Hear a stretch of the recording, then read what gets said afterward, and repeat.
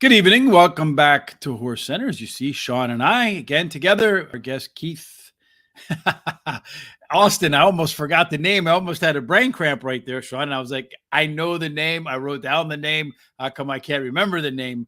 But Keith Austin, like yesterday, will be joining us just a moment. Just running in the house, going to get set up on the computer. And as you can see, Shawn has been relocated. He is now in the witness protection.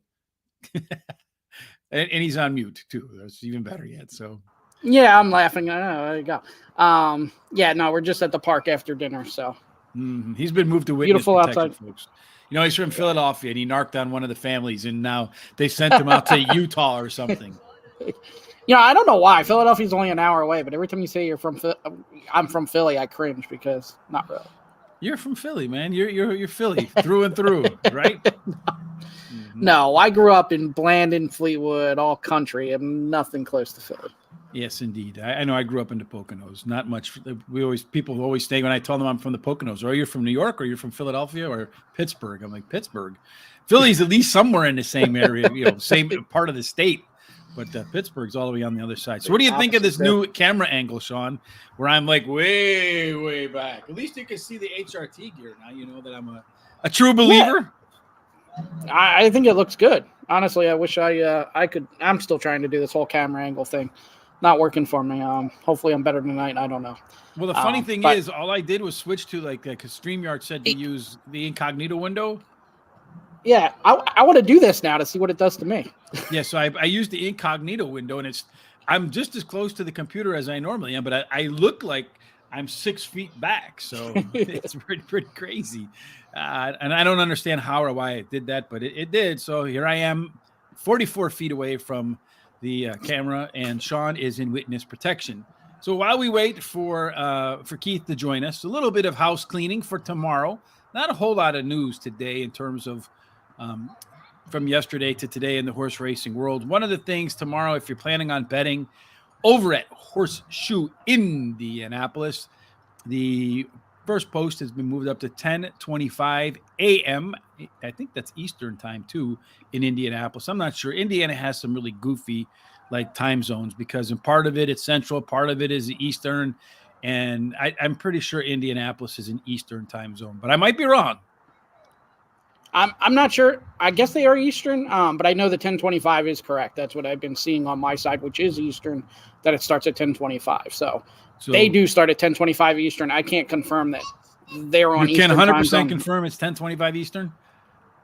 I can confirm that's when it starts. I'm not sure if Indiana is Eastern or not. Indianapolis, yeah. Mm-hmm. But this is a really good move with the heat. So why not start them early and do that?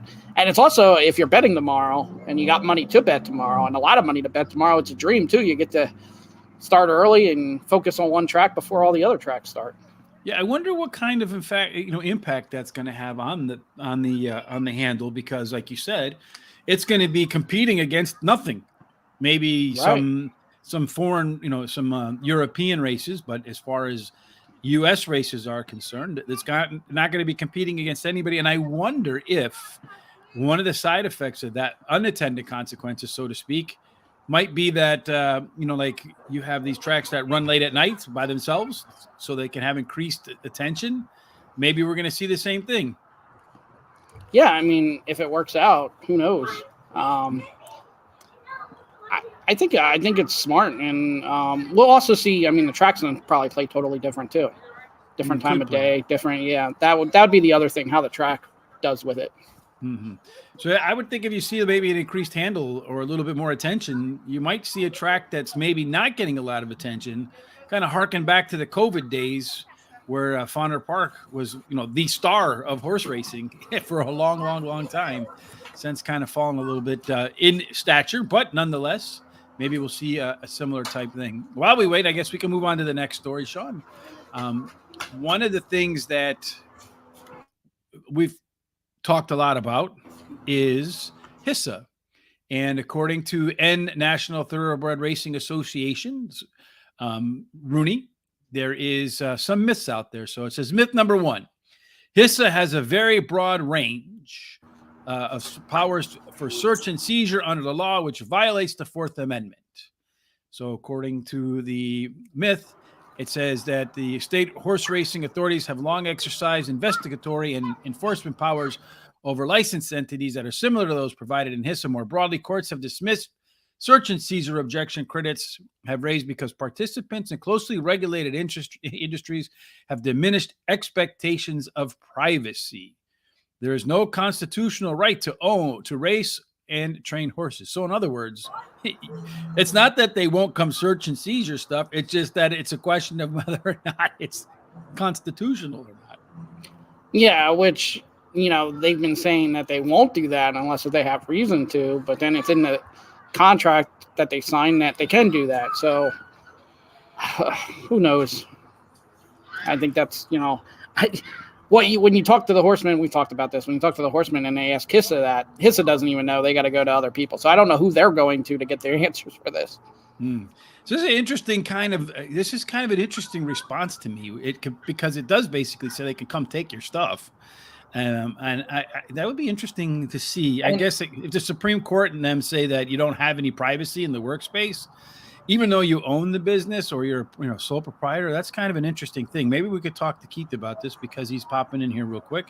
Catch us in the middle of a.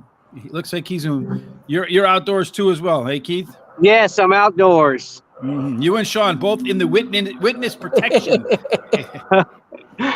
So we're talking a little bit here about HISA, and that was a nice look right there. So you're a big fan, I take it.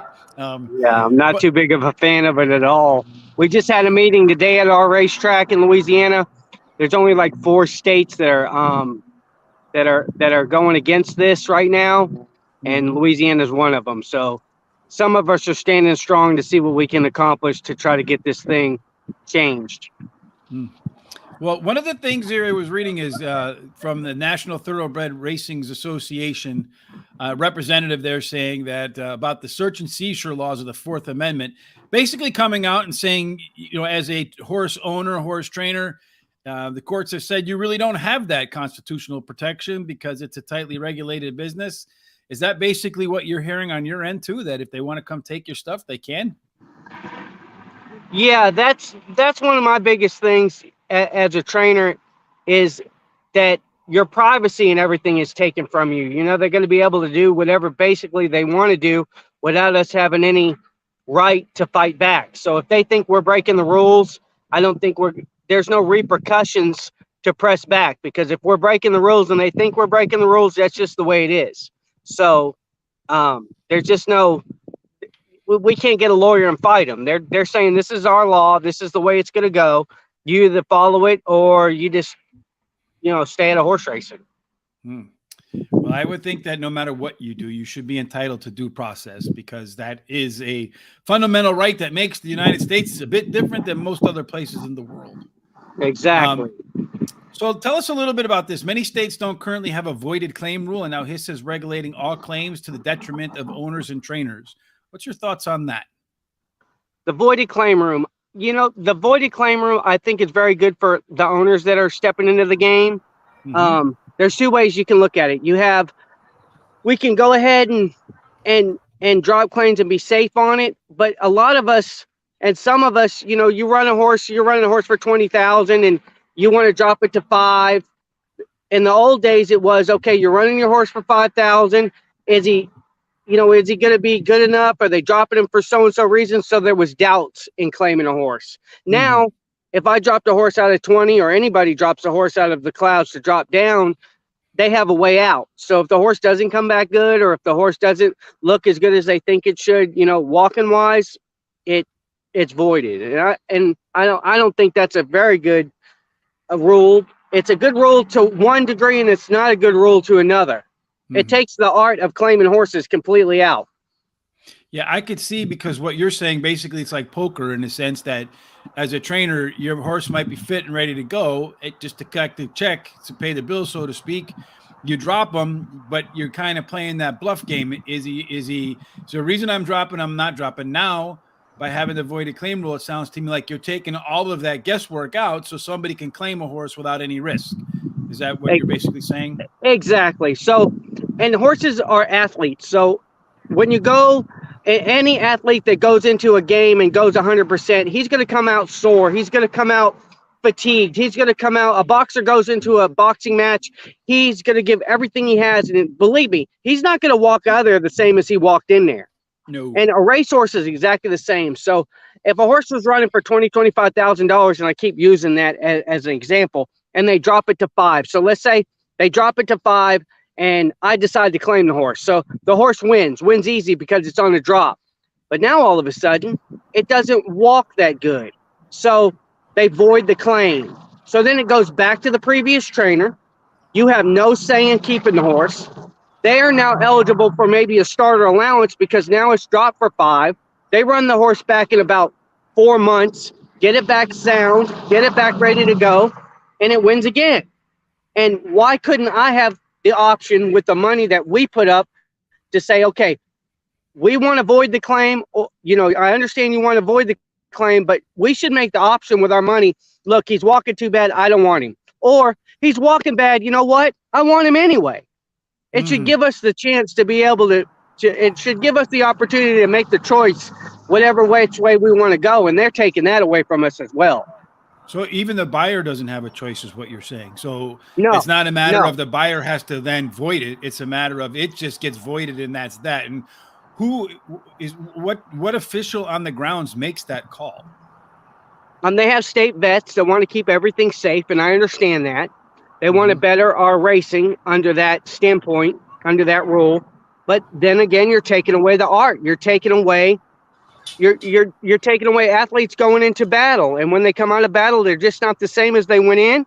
And it takes some athletes longer to prepare for their next event than it does other athletes. And I don't know of a horse that can walk in and give 110% and come out the same. They're fatigued, they're wore out. Some, like I said, take it better than others. But the ones that don't take it good, you should still have the option to be able to take them horses to your barn if you put up the money. Yeah, I agree. I think it should come up. It should be your choice. If they might tell you, okay, look, hindquarters are a little bit sore. Do you still want this horse? And if you say yes, then you probably sign a waiver, and then that's that. That's that exactly. Yeah, that sounds like a lot of fishiness could go on too with connections and stuff, depending, you know, what kind of connections the official has with certain trainers and stuff too. It opens up a door for that too. There's a lot of can of worms that go into this. There's a lot of can of worms for somebody to just step in. They gave no horseman the opportunity to say we wanted it or we didn't want it. They got the package sent with another package with the Senate, and they passed it. Congress and them passed it, and then we were just stuck with here we are. And here we are. Yeah, indeed. Another thing here, it says, and I think you kind of alluded this a little bit, right, in your response there. It says HISA's committees are not representative of the industry. It says the advisory committee is made up of veterinarians, chemists, a jockey, so singular jockey, not jockeys, but a jockey. I don't know who that jockey is. Chemists, former track owners and operators, breeders, former heads of equine sales companies, a wide array of highly regarded independent directors with expertise both within and outside the industry. Two things I see there that are glaringly missing. A, horse owners, and B, trainers. So do you feel like if they don't have horse owners and they don't have horse trainers as a part of the advisory committee, that it can be representative of the industry? Yeah, that's the thing that doesn't make any sense either. They don't have a board that was appointed by the horsemen. And, you know, just like the jockey that is taking presence to decide to be the voice for all of us jockeys. I've been a jockey for 22 years. So just because one rider has an opinion doesn't mean everybody has an opinion. You can't, everybody has to be if all the jockeys voted on one person to talk for them, I could see that. But they're just appointing a jockey to talk for them. How does that happen? Like Shawn said, connections, baby. That's how it always works, right? That's what they say in the world. Sometimes it's not what you know, it's who you know, right? That's the old saying. Yes. All right, so finally, I think this one applies to you too, because you're a smaller barn, so you're not one of these big, large operations where you have hundreds of horses. But it says this is going to cost too much, and small tracks and small owners will no longer be able to participate in the industry. How do you think it's going to affect you as a smaller barn? Well, the straw, feed, everything has gone up astronomically. When you're running at Churchill Downs, you're getting run for a very big purse. That helps. I mean, you have to have the quality horse to run there. Don't get me wrong. And when we start stepping down on these cheaper tracks, like the track that I'm at right now, Louisiana Downs, we don't have that high quality of horses, but we don't run for that huge purse either. So that kind of gives us a break. And then big horses can't come in here and take the money because it just doesn't, it's not feasible for them to run for such a small amount of money when they pay so much money for their kind of horses. For me, you throw an extra $38 in there, that's what they're going to make us pay. We're going to pay an extra $38 to an organization, to the government, that's not even funding themselves. So we're going to pay for them to fund us. And I think that's just so unfair too. So is that $38 a race or $38 a year? $38 what? No, it's $38 every time we enter a horse. So Whether it runs or not. And I'm not speaking for anybody, I'm just speaking for myself. And because I have Man of Steel Enterprises, LLC. So before I run a horse, I pay the jockey, I pay the insurance, I pay all these extra fees. Before I walk up there, it's already costing me about $300. That's without even finishing in the top 5. So now they're going to put another fee on us for $38 that we have to pay to an organization that is not even funding themselves. So I'm paying $38 for them to make laws on me.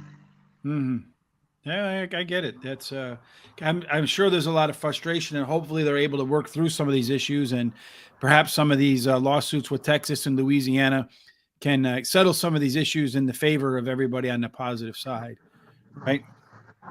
Oh, now there's 1,200 definitely ways to lose a race. That's what William says for sure. So let's rewind a little bit. Your family, before you became a jockey, before you became a trainer and all that part of the business, your family was in the horse racing business. So you're from a horse racing family. Tell us about your start in horse racing. My grandfather was a jockey for forever and a day. He was also a trainer. My grandmother, Ori Lamonti, was a trainer as well, especially here at Louisiana Downs. My mom groomed horses. My stepdad groomed horses. So I was just put right in the midst of things. This is what you want to do. This is all the tools you can have to try to do it. And I stand in front of you today, with the education from my family and from the rest of the horsemen to be able to run horses now as a trainer. So speaking of running horses as a trainer, you had a horse, I think maybe one of your first horses, if not your first horse, that was a little bit unruly. And your mom wanted to ride it, but you didn't want her to ride it, but she rode it, and it seemed to be a good luck charm. So tell us a little bit about that story. Yeah. A little horse, Smart Pegasus, that we had. She can get a little silly on the racetrack. She can wash out, do a few things. And my mom came to the barn. She was like, man, she wanted to ride a horse. And my mom's 70 years old, but she knows how to ride a horse. So I was like, you know what? Smart Pegasus is in. You want to ride her? And she's like, well, yeah. I said, well, let's get the tack and we'll tack her up. So we threw the tack on her, and I legged my mom up, and she went all around the barn area and rode her. And she ran like 2 or 3 days later, and she won us a race. So it was pretty good. Did you put your mom on her every other time you were going to put her in a race? No, that was really the only time she really got on her was that one time. But we took pictures, so it's in the history books with the pictures that we have. Hi, Keith. Talk about your career a little bit before you got into training, and talk about your riding career. I rode for about 20 years. I was fortunate enough to ride for a trainer named Ralph Martinez, who was in the top 4 or 5 in the nation for winning races. And I rode for the leading owner, Lou O'Brien, who gave me opportunities after opportunities. And, I was just a young kid in the game and thought I knew everything. And I was kind of hard to deal with, but I was able to win a few races in my career and go across the country to Gulfstream, to New York, to all over the place, and win races. So my experience in the game and being a jockey, has led me to be a trainer as I am now. I see in your career you stopped in 2012, but then you have almost 100 mounts in 2017. What was the layoff, and then when did you discover that you were going to head in a different direction? Well, I decided I was very tired of riding at that time. You got to remember, I grew up in the business. I've galloped horses since I was a kid. I mean, I've been a jockey for so long. I traveled the country. It takes it takes a lot out of you. I mean, you're an athlete. My weight was a little bit heavy, so I would have to lose weight. And I wasn't very patient. You know, I didn't stay in one place. So for all that, it started to add up. So I stepped down for about 5 years, and I was not wanting to come back to ride at all.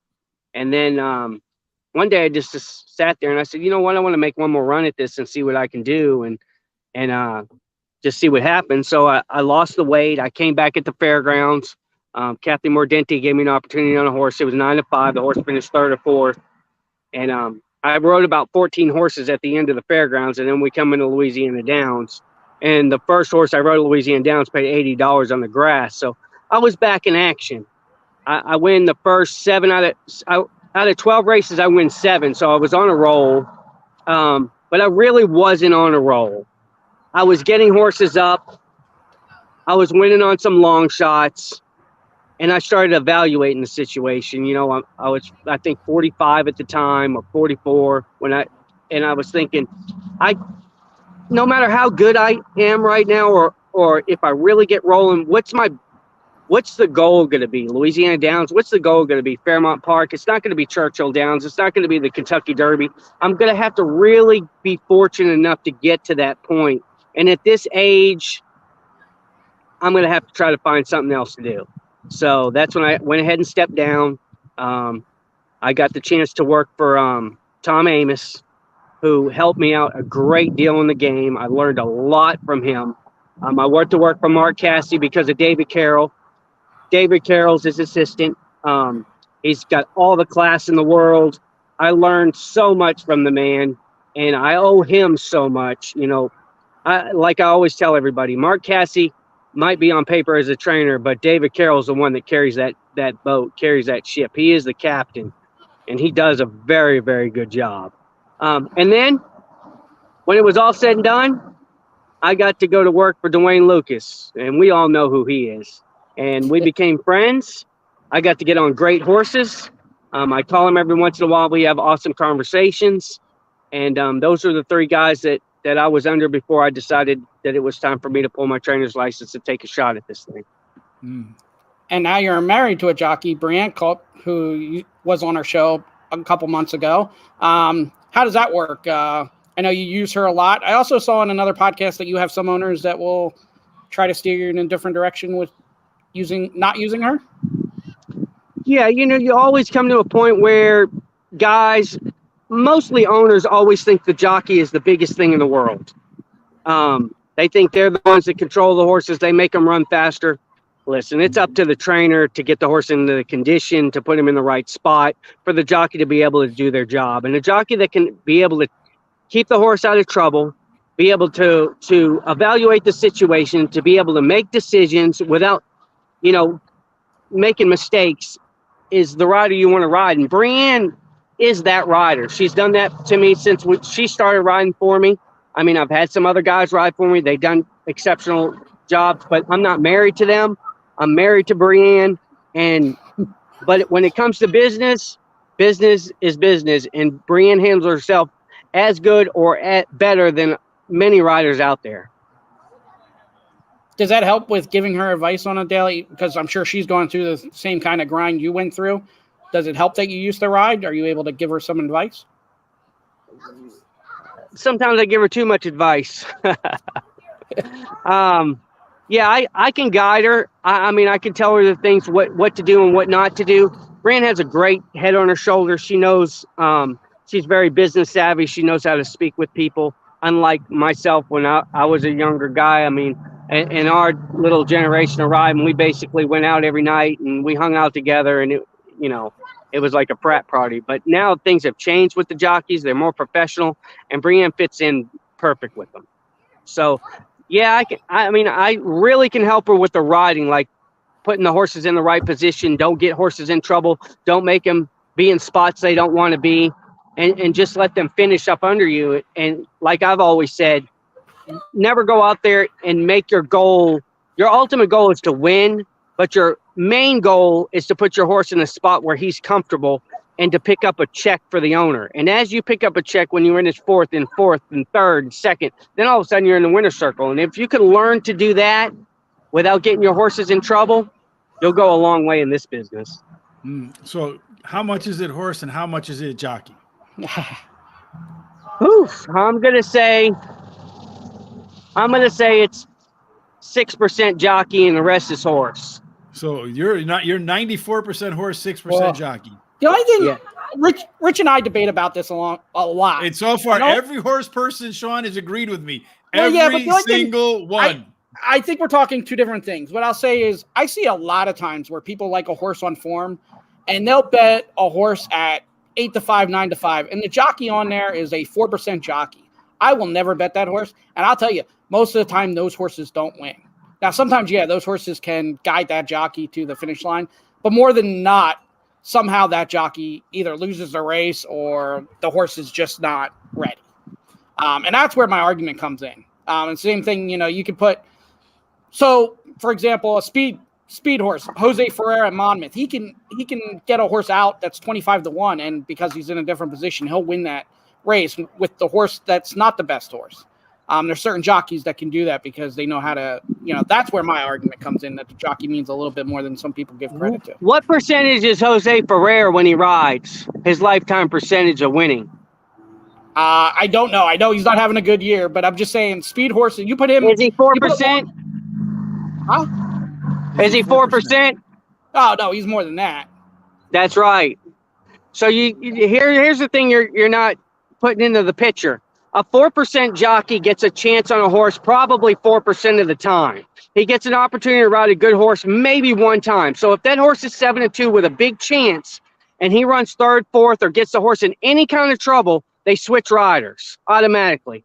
They put one of the top riders on the horse. The horse is already looking like he can get there because basically he was going to get there whether he wins that day or he wins a week from that day or a month from that day. Sooner or later, he's going to get there. But it's what jockey's on him at the time he's going to get there. So a better rider with a better percentage just gets more opportunities on liver horses on an everyday roll. So that puts them in the winner's circle more times. If Pletcher called me today and said, "Hey, Keith, what's going on? Hey, Mr. Pletcher, how are you? Look, I'm going to start riding you first call. You lose some weight, you start working out, I'm putting you on horses." Well, if I was a 4% rider, I promise you in a year's time, that 4% would change because he runs nothing but live horses at you. No, I agree with that. Case closed. No, I didn't say that. I agree. The 4% might improve to 15%, but it won't go to 25%. It probably will. There you go, Shawn. So along with settling debates, which I appreciate, you also had a little bit of a stay in the movies. Tell us about that. Yeah, I got the opportunity to star in the movie Walt Disney's Secretariat. I was Lafitte Benkai. I rode the horse Sham. Incredible honor to be able to be a jockey that I looked up to. I mean, he was a Eclipse Award winning jockey, and I got to be him on the big screen. Magnificent Seven, I was one of the wranglers. I helped out Denzel over there. I've been on another movie called Cowboys and Jesus. It was a Christian film. Here in Louisiana, we were on and went to the film festival. It was a little 15-minute movie. It was called Passport 2. I was a police officer on there. So, I had a little run in it. It's not that it's easy. It's not that, to get a role in a movie is very tough. To get a credit is, that's something that many people are in movies and don't even get credit. But the one thing that I can say is I was blessed to be in some movies. But you have to have a career, and that's not my passion nor my career to do something like that. You make money, don't get me wrong, but horse races is what I love. Horse racing is what I've always loved. This is what I love to do when I get up in the morning. I love to train horses. I love to get on horses. The movies, it was fun while it lasted. So were you more nervous to be a jockey or to pretend to be a jockey?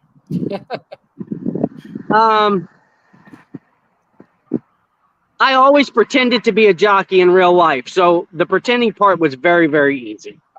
Came natural. So it was art imitating life, as they say. Yeah, exactly. They just put a guy on the movie screen that just got to duplicate himself every single day. For sure. Shawn? So, Keith, let's talk about your training career. At what point did you know you were going to become a trainer?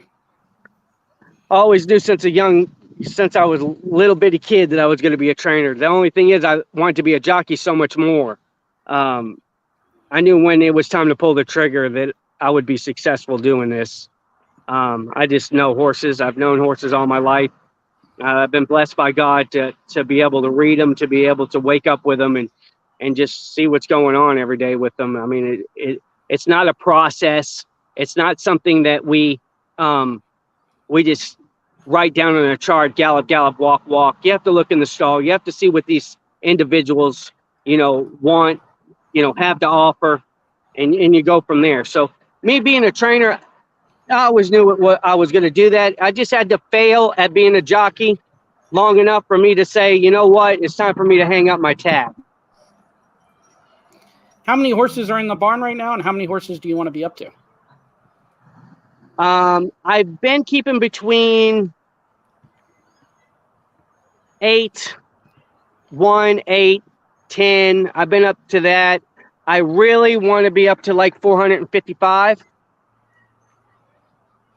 Why 455?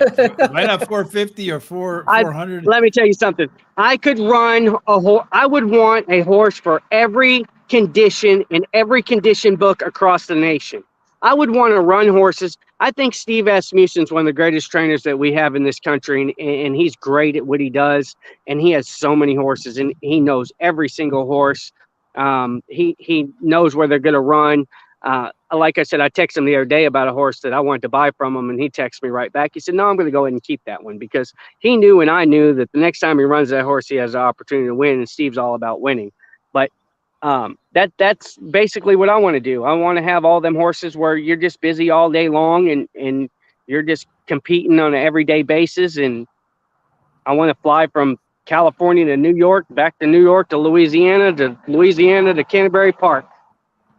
So how do you get from 8 to 1 to 10 to 455? I'm going to have to say you have to win races. I mean, that's the only thing that counts in this game. Nobody cares how many seconds and thirds and fourths, fifths, and sixths you run. They don't care how many starts you have. They want to see you in that winner's circle. They want to see you winning races. I'm very aggressive when I enter horses. When I enter horses, they're usually one of the favorites or the top 3. I know where to put them, and I want to win. So when you see me put a horse in any race, my main goal is to win, whether I'm able to do that or not. Horse racing, horse racing. There's still some variables that'll get you beat, but that's what I want to do. So when owners call me up and they say, would you like to take a horse for me? And they want to tell you where to run the horse, I have to tell them I'm not your guy. There's a lot of guys out there that want to make deals and want to put themselves where they can tell you what to do. But I'm the boss in the camp. You bring your horses to me. I'm going to do my best to get all of us to the winner's circle and try to make a little bit of money with them. And that's what I do. And that's what I'm going to continue doing.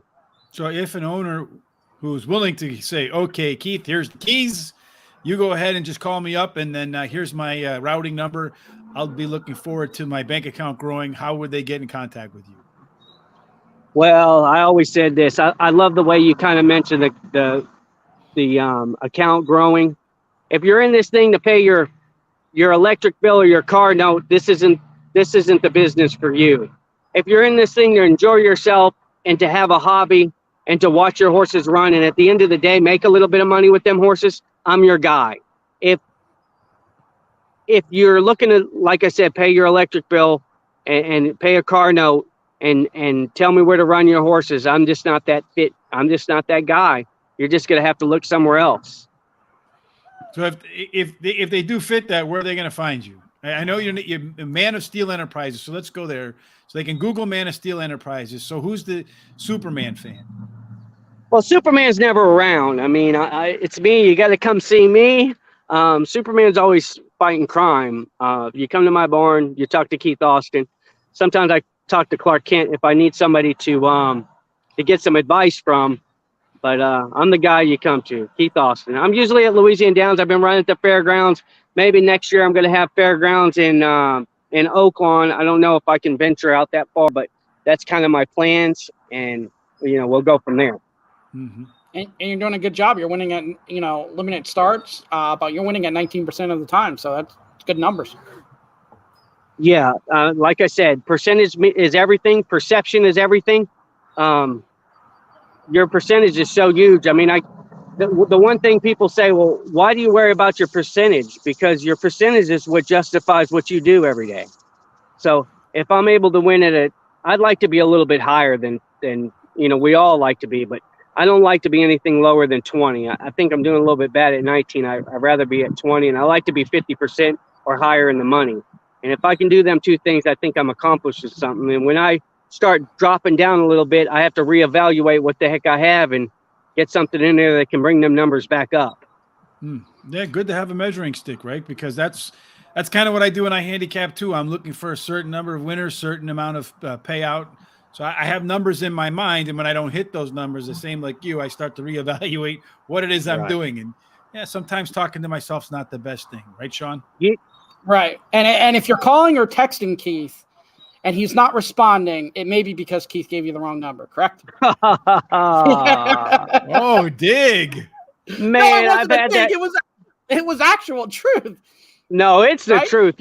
I had that phone number for a long time, my other phone number, and I just had switched to the number that I have now. And I probably haven't gave the correct number to hardly anybody. And the 455 horses that I'm talking about getting, I'm probably never going to get if I don't get this phone number straightened out. And you guys are the first person, the saviors of my business, to get the right number over to you guys so you can text me back. And we know that number is my number for once. So I guess you're going to become like Tyler Gaffleone then. Tyler, I told him I would never bet on a horse he was riding again, because every time I bet on him, he loses. And every time I don't bet on him, he wins. So now he owes me 1.5% of every purse. So every horse you get after 8 or 9, Shawn and I get 1.5% now. Deal? Well, as long as you guys could jump in on the feed, because it's going up every single day. So you guys jump in on my bill on the feed, and then we'll go from there.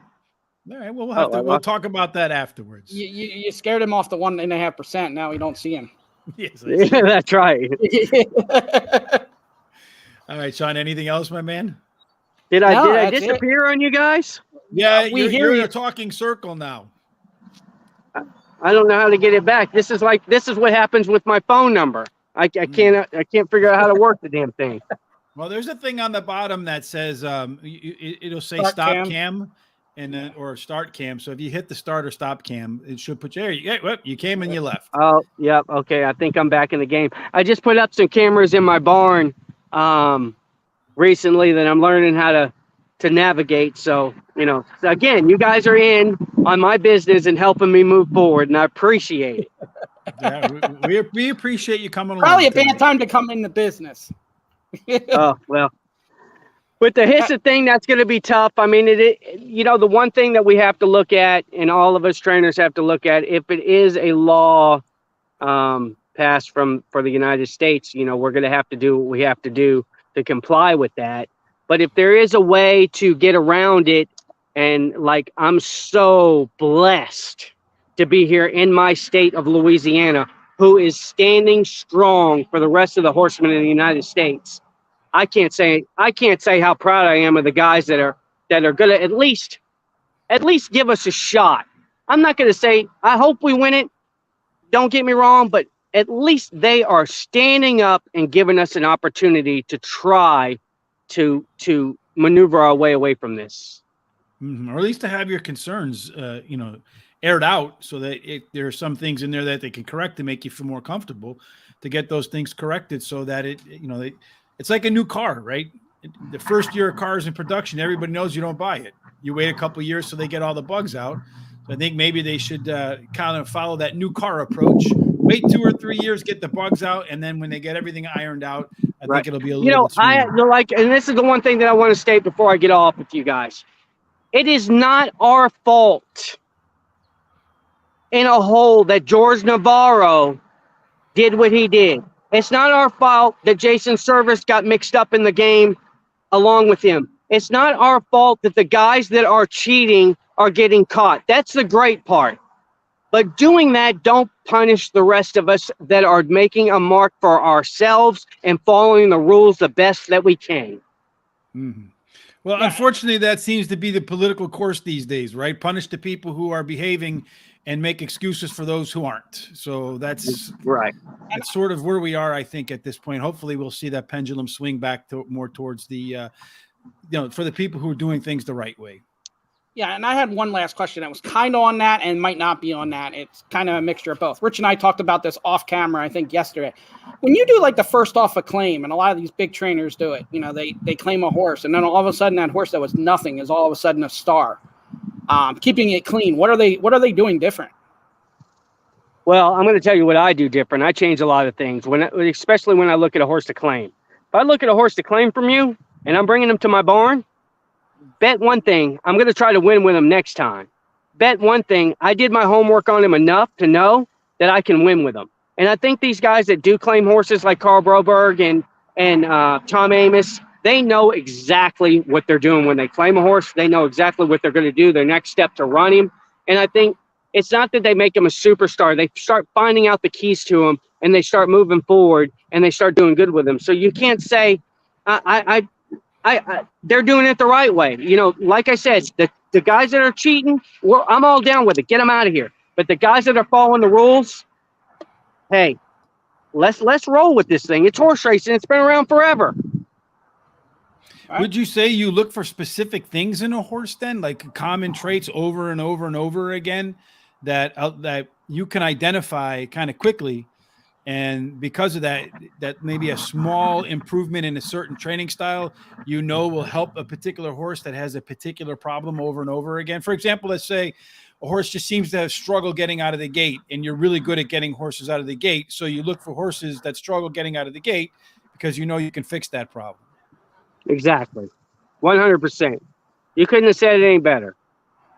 All right. Well, it's the first time anybody said that to me. Well, so thank you. I like you guys so much. So we're going to make each other look good on here. All right. We appreciate that. Shawn, any final questions for Keith before we let him go? No, that's it. I enjoy Keith. I enjoyed having Brian on. Both are great. We do have to verify the story of how you and Brian got together. We promised Brian we would put you on the spot as well. Something about "Hey Baby Blue Eyes," something like that, right? Yeah, well, I used to see her on the racetrack every day. So I when I seen her, I used to tell her, "Hey, good morning, baby blue eyes." And for like the first 3 months, she never said a word to me. She just kept looking straight. I thought she didn't know she couldn't hear me or anything. And then one day she finally said good morning. So I knew I was kind of getting through with her. So basically, I just wore her down and chased her around the country until finally she lives with me in my house and she's my wife. Perfect. Okay. Brienne to me was like guys out there, there's your answer. How you doing, and here's the other thing back on the claiming rule. Here's the other thing about the claiming rule. That's right. Yeah. You'll win their hearts for sure. All right. Well, we appreciate. I don't know if we could do that, but it's like the claiming rule. When we go after one, we're looking for something that's going to spark our eye, so it's going to be a winner. And believe me, I got a grade 1 next to me every day. Yeah. Well, congratulations on that. So it was well worth the scared him away again, Shawn. Well worth the pursuit and chasing around the country. All right, Keith, we appreciate your time. We'll let you get back to whatever it is you were doing. And then Shawn and I are going to tie up some news, and we're going to get out of here as well. So thanks again, and have a great night. All right. Thanks guys. You too. Bye-bye. Bye-bye. All right, Shawn. Hey, I might have had a new camera angle, but I'm giving away a little bit too much about your location for the witness protection there by giving you widescreen. All right, so there was really only one other thing that I think we were going to talk about on the news today. I could be wrong, right? Let me see. Oh, yes, there was one other interesting thing that I wanted to talk about today regarding the news. We've heard about people misidentifying horses, right? The wrong horse because they didn't look at the lip tattoo. Multiple times. We've had all sorts of, funny issues like that, wrong horse, wrong race, that sort of thing. The one thing I've never seen before that I have to say is people say that they ran a race at the wrong distance. Have you ever heard that before? No. And this is no ordinary race. This is the Irish Derby, I think it was. Or was it the Irish Oaks? No, the Irish Derby. Supposed to be 6.5 furlongs on the race card. But apparently the race took about 2 seconds longer than normal. So most of the betting public were thinking that perhaps the race was a bit longer than 6.5 furlongs, Shawn. The track says, nah, just a bunch of slow horses. But in any case, they said they measured it out before every race. You think there's any chance that they maybe measured it wrong? I wouldn't see how. I mean, they run this stuff all the time. You know what I mean? They would know the distance. So that'd be a massive screw up. But what do you think if it is? Let's just for a minute pretend that the handicappers are right. And I'm going to guess that if they're about 2 seconds slower than usual, there may be something, because the turf was firm, so there really wasn't like an excuse for the ground. What if it was a little bit longer, Shawn? Do you think that that's a scandal? Yeah, that would be I mean, you'd have to technically refund everybody losing bets back because you're telling them the wrong thing. You know what I mean? So, but they're never going to be able to prove that. I mean, I guess if you wanted to fight it, but the track's never going to come out and say, hey, you know what? Yeah, we did. Right. They're never going to do like HISA. Well, I think if they did, they might come back and do it. It's too late to change anything now type thing. Yeah, and how as a fan are you going to go out and prove that? You get on the track and measure the distance? I think, like I said, I've heard a lot of things before, but I've never heard, we ran at the wrong distance. That's kind of funny. Yeah. I mean, it's kind of, and I haven't even looked into it, but I keep hearing about the home run derby yesterday, how it got screwed up. So I don't know how that happens neither. Apparently, people don't know how to count in Los Angeles, maybe? Yeah. Well, we've heard about people not being able to count, right? Yes, indeed. So tomorrow night, Shawn, who is our guest tomorrow evening? We have a Hall of Famer, right? Hall of Fame jockey, retired jockey, Jose Santos. Oh, beautiful. That'll be fun. And then on Thursday night, we're going to be previewing the big race this weekend over at Monmouth Park in New Jersey. Who's our guest for the Player's Edge? Samantha Perry, who was on, 4 weeks ago. Yes. We'll have her on again. So wonderful guest then. I expect her to be a wonderful guest again Thursday, indeed. And we'll have a lot of great information. I think she actually broke some news last time she was on regarding the races we covered last, the horses that were scratched and so forth. Yeah, my top pick, she said, was going to be scratched, and kind of could rip up my papers then and throw them in the trash. Mm-hmm. Well, I mean, most of your top picks are scratched, even when they run. So we'll be covering that tomorrow. I'll be flying solo again, Terry. Once again, man, we hope everything is going well for you and for Honey Bunny. I'll be flying solo again tomorrow for Delaware Park. I got to tell you, Shawn, when you're doing the show by yourself, I feel so hurried. I don't know if it looks like it when I'm on the show, but my brain is going 1,400 it's going 544 horses an hour. Well, you're doing a great job, but I don't envy your position at all there. It's been crazy. All right. I'll be back tomorrow. There will be no Foreign Friday because Thomas is on vacation. So I'll be back tomorrow at 12 o'clock Eastern to handle Delaware Park. Friday, I'll go ahead and take my shot at Saratoga. Had a decent day today. Hit the early pick 4. So that's 7 straight days. I think I've hit a pick 4 on the ticket. So we'll try to make it 8 tomorrow at Delaware Park. And then again on Thursday at Saratoga. Tomorrow we'll be back with a Hall of Fame jockey. We'll be covering the Haskell on Thursday. The best way to make sure you don't miss any of the action, Shawn, is to do what? Hit that subscribe button and hit the bell to make sure that when we go live, you get the notice. And then also Facebook, Twitter, and Instagram at Horse Race Today. Also, Chris and Eddie C on Spot Plays will be live tomorrow at 10 a.m. with John Velasquez and Joel Rosario's agent, Ron Anderson. Oh, that should be a fantastic show. What time is that again? 10 a.m. 10 a.m. Eastern. Yes, 10 a.m. So they'll be starting about a half an hour before Horseshoe, Indianapolis. Yes, yeah. So you can. I see. I'm tying it all together, Shawn. You can start there, then go to Horseshoe, and then when you need a break after that hour and a half, you can tune into Rich. Yeah, watch and me then all frazzled. Then the rest of the day will, Wednesday's usually a pretty busy day, so the rest of the tracks will be starting up. Yeah, Saratoga runs tomorrow. Yep. You know? That's a good thing too. All right, Shawn. Well, that takes us from wire to wire today. Again, remember tomorrow too. I think they come back from the All-Star break tomorrow, right? Thursday. Oh yeah, tomorrow's Wednesday. All right. Between here and there, make sure you bookmark Picks with the Professor. The guy's been on fire with his baseball picks. So if you like to play baseball, you like to play the horses, picks with the Professor. Watch his show on YouTube. Take a look at his stuff online. As I've said, since he's come to work with us, I think we had one push, one rain out, and the rest were wins. So and you know the one I followed was the push. So I didn't lose, but I followed the push. Do you know how that game pushed, Shawn? How? You're not going to believe how it pushed. I forget how actually, but I had it.